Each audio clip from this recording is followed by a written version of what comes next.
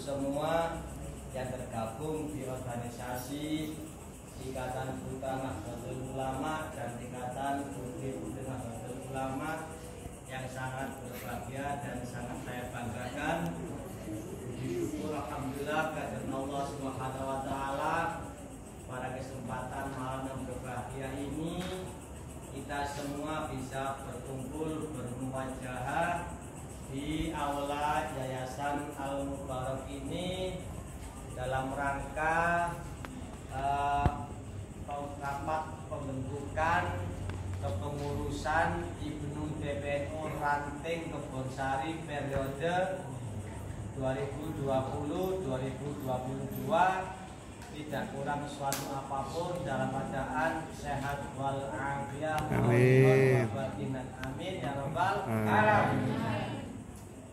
Yang kedua, salawat serta salam tetap kita haturkan kepada baginda Rasulullah Sallallahu Alaihi Wasallam selaku Nabi Rahmah wa imamul ummah wa uswatul hasanah. Dan tak lupa pula kami aturkan terima kasih atas kehadiran adik-adik semuanya, anak-anak semuanya, Ibnu PPNU Ranting Kebonsari yang telah sudi meluangkan waktunya guna menghadiri undangan dari ketua Ibnu yang baru maupun dari ketua PPNU yang baru. Dalam hal ini rekan Rizal sama rekan kita Andini ya, Andini Mega Saputro. Oh, Andini Mega Damayanti. Ini semuanya. Terima kasih. Saya sangat bersyukur, ikut bangga melihat kalian semuanya karena ini mengingatkan kami pada saat-saat seperti anak semuanya waktu aktif berorganisasi di Ibnu maupun di PPNU. Saya berharap jangan sampai putus jenjang organisasinya. Amin. Meskipun sudah nanti berumah tangga, punya anak, punya cucu, itu masih ada jenjang organisasinya. Mungkin sekarang di kelas paling bawah jenjangnya ini ada di kaderisasi di tingkat Ibnu PPNU.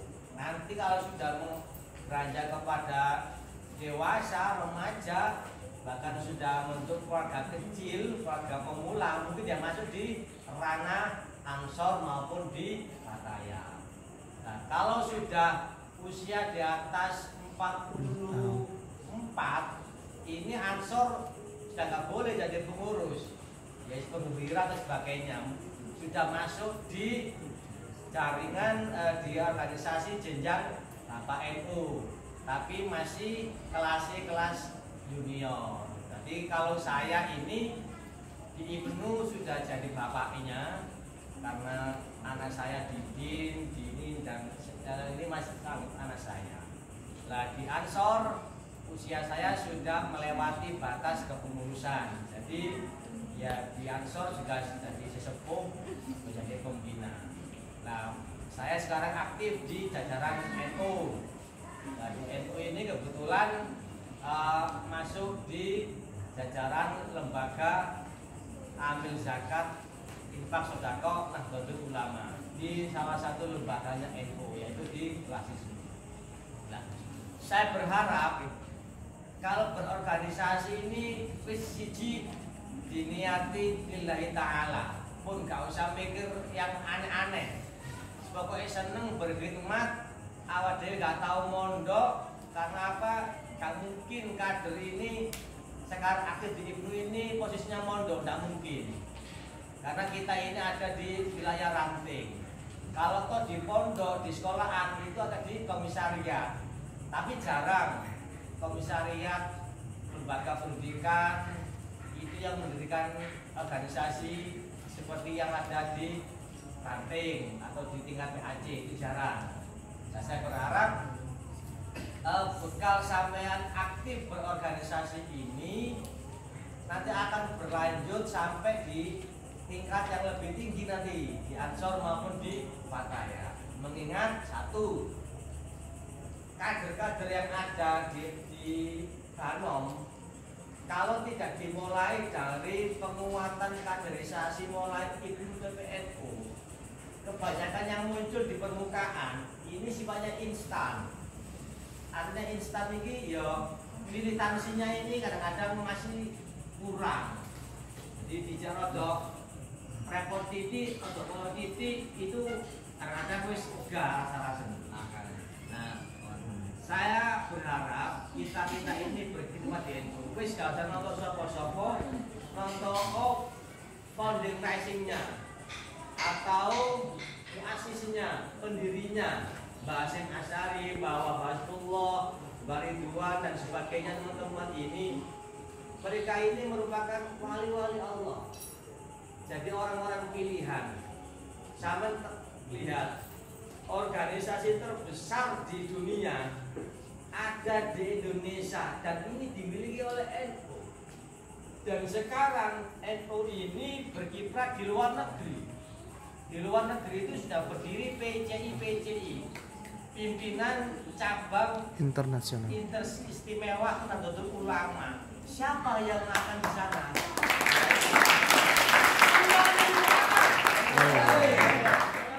Dan hari ini viral lagu ciptaan kayak Wahbatullah yang Yalal Waton itu sekarang dijiplak oleh tetangga kita Malaysia yang ada kata-kata Indonesia biladi, sekarang dirubah Malaysia biladi, itu ada sekarang. Nah, itu kebanggaan bagi kita bahwasanya lagu ciptaan Kiai NU ini diapresiasi oleh negara yang lain. Mudah-mudahan tidak diakoni ini ciptaan di Malaysia. Amin. Satu lagi yang viral waktu itu, ada sahabat-sahabat Ansor Banser yang umroh. Itu keliling waktu viralnya ini di Sa'i antara Bukit Soho dan Marwah. Ini melakukan lagu Yalal Waton. Nah itu direkam sama laskar Arab Saudi, polisi-polisinya itu. Bukannya malah dibid'ahkan. Iki sak kok maca ngene iku gak tumun iki. Wis kan ya wis subhanallah, alhamdulillah, wala ilaha illallah, Allahu akbar, la haula wala quwata illa billahil azim. Ternyata lagu Yalal Waton ini viral. Bagi yang tidak suka, kaum hater, yo ini bid'ah, dolalah. Tapi bagi orang yang bisa meresapi, orang Arab itu bisa meresapi bahasa Arab ya. Yalal Waton, Yalal Waton, Yalal Waton, kumpul waton minal iman. Itu sekarang pemerintah Saudi menjiplak lagu Yalal Waton ini menjadi sebuah lagu yang mirip-mirip Yalal Waton, cuman dirubah tagnya menyesuaikan kondisi di Arab Saudi, tapi yang mirip lagunya. Nah ini berkah dari persaudaraan Nahdlatul Ulama sama orang-orang terdahulu. Nanti pada saatnya orang Islam itu akan kembali kepada ajaran yang murni seperti Rasulullah, ya ini yang ada di Nahdlatul Ulama. Makanya sekarang ini siapapun orang yang kepingin menguasai mayoritas paham ajaran ini, berusaha bentur-bentur NU dengan yang lain, berusaha merecoi, berusaha menjatuhkan generasi Nahdlatul Ulama banyak. Tapi dari jangan khawatir, sejarah sudah membuktikan bahwasanya Nahdlatul Ulama berhadapan dengan siapapun, insya Allah kita lah yang akan diselamatkan oleh Allah Subhanahu wa Ta'ala. Amin. NU pernah berhadapan face to face dengan PKI. Pemerintah sudah kewalahan, TNI Polri tidak punya pasukan yang bisa menggerakkan mengupas ya warga NU, terutama dari pondok pesantren ini yang dikoordinir oleh kiai-kiai NU, membantu TNI waktu itu ngumpas gerakan PKI, ngumpas gerakan TII, Permesta dan sebagainya.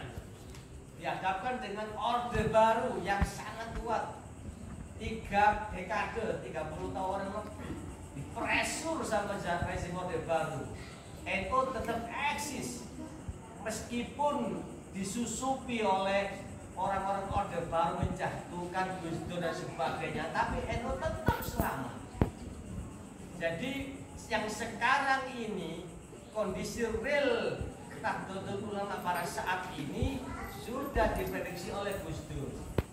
Nanti waktunya Pak Said Agil itu ke depan 10 tahun yang akan datang, itu nanti NU ini akan digerogoti oleh paham radikal dari luar.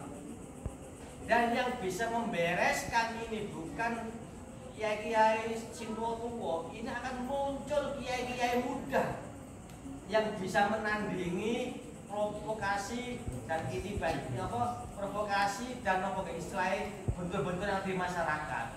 Yang dari Madura, Kiai Ustadz Idrus Romli, ini yang pakar Ahlussunnah wal Jamaah, debat sama kaum HTI, Wahabi sebagainya. Muncul lain yang ada di luar negeri ini, Gus Irdan Rosid yang ada di PCI Melbourne, Australia. Banyak muncul Gus Muafik, Gus Muda ini mulai muncul semuanya. Pondok Lirboyo ada Gus Reza, Pondok Ploso ada Gus Samon itu saya lupa nih. Dan sekarang yang lagi viral justru ini Gus Baha. Orang-orang yang dulu memandang sebelah dengan doktrin yang paling gini-gini, cukup dengan Gus Baha, keteteran sudah sekarang. Nah, NU ini tidak kehilangan kader-kader militannya. Apapun pergerakan yang ada di Indonesia ini, NU pasti ada. Dan sekarang Banser ini dilibatkan oleh pemerintah dalam hal membantu menjadi satgas COVID dimanapun berada, dan juga menjadi relawan bela negara yang paling terbesar. Kenapa? Karena dari jajaran Banser ini sudah siap secara seluruh organisasinya. Ini bayar ini Pak Banser.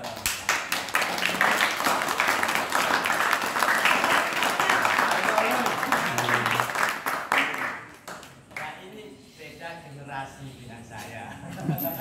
Ini pun apa nih? Kembarain apa? Iya ini. Duplikasi ini. Duplikasi sing ini. Tapi dengan mikir siji. Semangatnya tetap Semangatnya wis. Sing ada lawan. Punya apa? Generasi penerus meskipun sing penting gini, organisasi ini sing penting itu kudu seneng. Pun perkara pinter gak pinter, sing penting itu kudu seneng dulu. Oh pinter, kena digoleki. Misalnya iki ketua sing pinter, orang sing pinter. Yang aku harus seneng, wis pokoke seneng. Kenapa? Kuncinya harus senang. Apapun pekerjaan yang kita lakukan, apapun kegiatan yang kita lakukan, kalau tidak dasar dengan senang, itu tidak mungkin akan kita laksanakan. Salah satu contoh, seorang seniman melukis, itu dino-dino melukis saya. Iku bojone sambatan, "Papa, kapan payune lukisane iki? Sampe rambutnya gowong-gowong kumis ngene iki." Dagangan lukisan itu jarang payu. Tapi kenapa kok terus dilakukan seorang pelukis ini? Ngenteni ono pameran lukisan sebagainya ini masih lama. Ya karena seneng. Nek sampean gak seneng organisasi, ya wis turu wae nang omah. Ya. Salah satu contoh ada hadir Pak Gerusa ini. Saya amati terus setiap Sabtu malam Minggu. Wayahe kan nongkrong di kafe, wayahe nongkrong di warung, wayahe selaraan di kadang pacar. Tapi kenapa kok di dukur? Kenapa dari dukur ini? Tawuran di dukur latihan.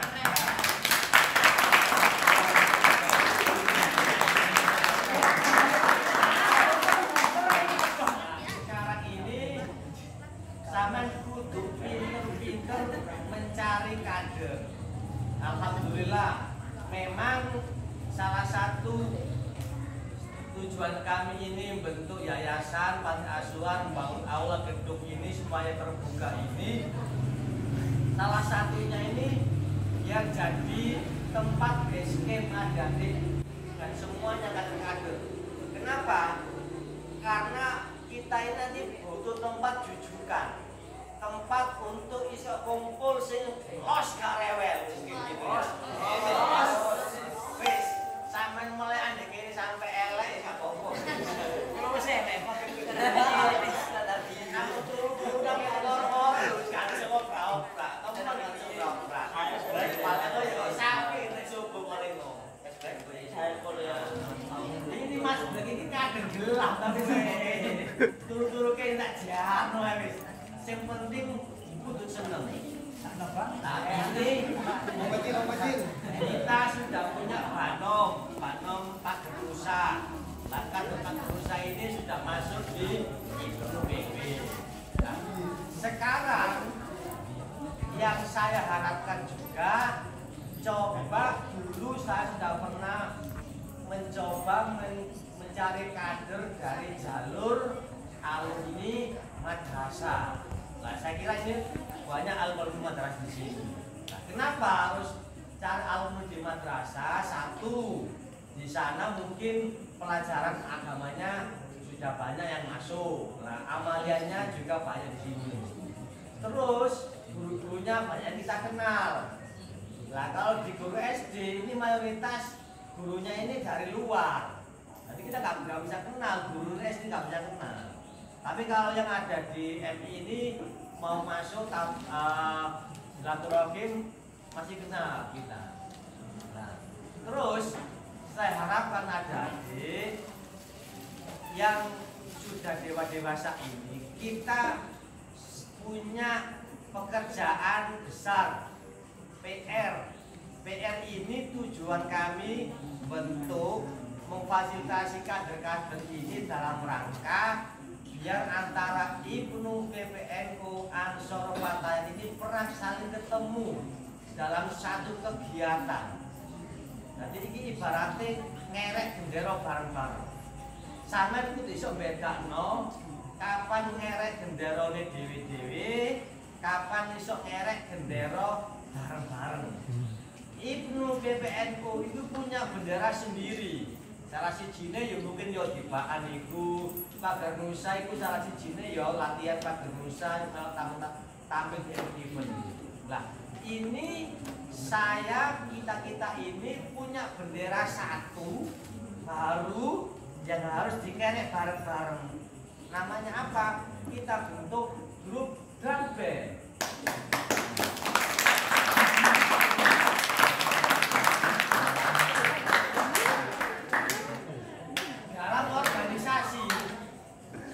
Jadilah kalian ini orang-orang pembeda. Nek bedo itu pasti akan mudah dikenal, pasti akan mudah viral nanti. Ibarat arek sekolah, sakmono sak kelas secara 30, seorang guru itu pasti akan niteni murid yang nopo nggih, yang jadi pembeda. Bu pintere, bu nakale, bu ayu, bu dua blek, pokoknya itu pembeda. Nek sama organisasi ini biasa-biasa aja, kodam yang lain, ada tentu beda. Nah, Kebon Sari ini di tingkat ranting itu sudah kita ciptakan pembeda di jajaran ranting. Kenapa? Karena sudah jadi juara di tingkat PWNU Jawa.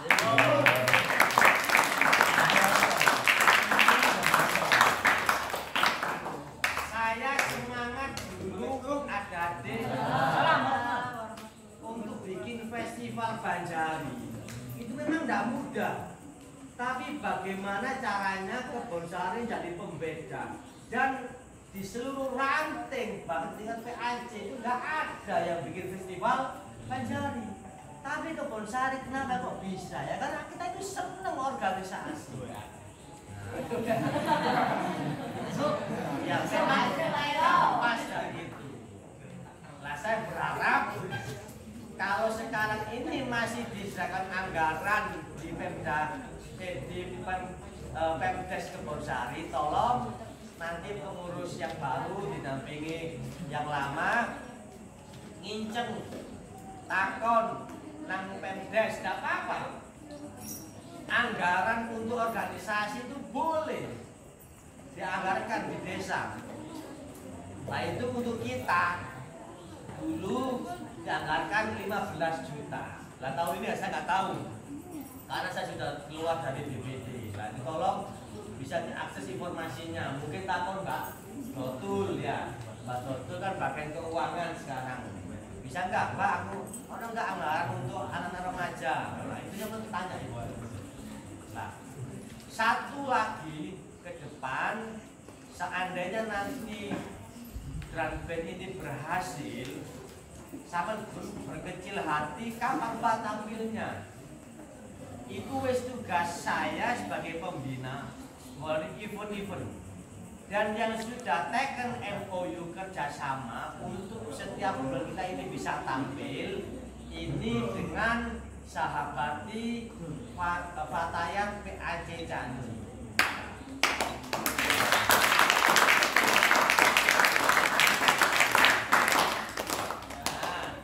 Skenario ini apa? Settingannya acara itu ya apa? Nanti drum band Kebonsari ini akan tampil di setiap kubro Fatayat PAC Candi yang setiap bulan bergilir dari ranting ke ranting. Insya Allah. Itu nanti akan saya promosikan di seluruh ranting-ranting. Saya akan bikin catatan bagi ranting yang hadir ikut kubro terbanyak, akan saya kumpulkan nilainya, absennya, saya hitung akumulasi selama 1 tahun. Ranting yang terbanyak ikut kubroan akan dapat hadiah dari kita. Mudah-mudahan.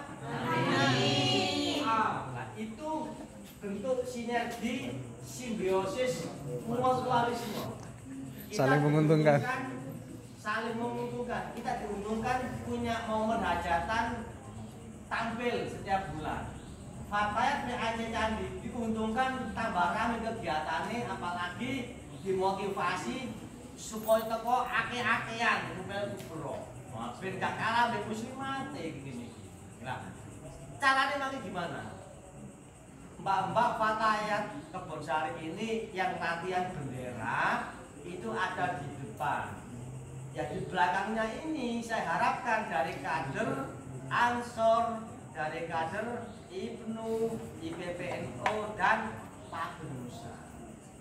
Nah, saya harapkan meskipun alat ini sudah ada, pas dengan orangnya ini sudah ada, tapi kita ini sebuah tim. Nek cara bal-balan itu mesti ono pemain cadangan nih, BI loro dan sebagainya. Lah sama-sama ini upane kudu iso. Engko biar kok tambah akeh alatnya yo tambahin. Lah biar sing loro iki ada cadangannya. Nggak usah mikir akomodasinya ya apa Pak, mobil Abah Nur Hadi, mobil Abah Sarjono, Bapak-bapak ini sudah siap dipakai semuanya. Nah, mobil ini siap untuk ngangkut pasukan. Nah, itu ada ya. Nah, kalau ini berhasil, tahun depan kita akan adakan pengadaan alat musik patrol. Oh, wis apa nanti apa-apa. Nah, ya apa jangan golek duit, Mbak. Tiga itu ngene iki wis gak sampe iki sampe golek duit carane ya apa. Nah, pokoke engko nek wayahe drum band iki tampil nang desa-desa nang ranting, ana sing bagian gawa omblo, ngamen, sebagainya. Nah, itu nggih. Pun intinya sampai organisasi iki kudu diniati seneng dhisik. Kuncine ku seneng. Perkara nek kene ku ketemu cewek, ketemu cowok, diri ana iku wis seneng memang gak apa ya apa maneh. Ajar Bang ya. Ajar iya. Bonus. Aku punya tahu ngono. Pernah soal ini dibahas di tingkat PP, pengurus pusat IPP. Bisa enggak IPP ini dipisahkan? Tak mau. Nanti tetap harus kumpul berdua nih. Ini Ansor Fatayat sudah bisa. Tapi itu PNU ini tidak bisa karena masih anak-anak. Jadi si anak-anak ini opo?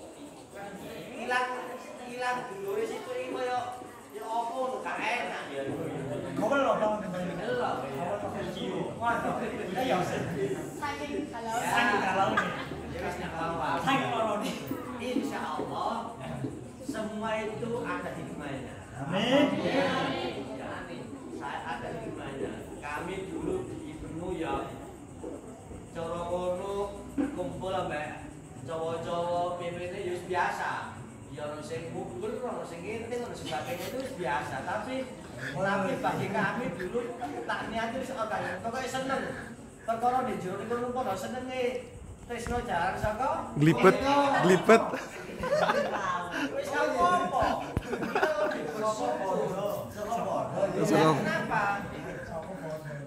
Kenapa ya? Ternyata nanti teman hidup kita itu dulu ya teman organisasi. Wis pada ngerti nih.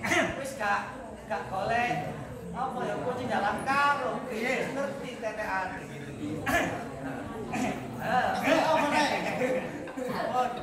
Niku mawon sebagai tambahan saya. Alhamdulillah boleh itu ya ternyata ya masih gak kenal. Ternyata ketemu ini ya pengurus Fatayat gak kenal. Karena yang ketemu Pak, makanya itu jodoh nggak kiri loh, masih nggak ada kiri itu di ekonomi tenaga Tenang, Pak. Masih ada konsari tanggulangin si Akeh. masuk. Masih telepon.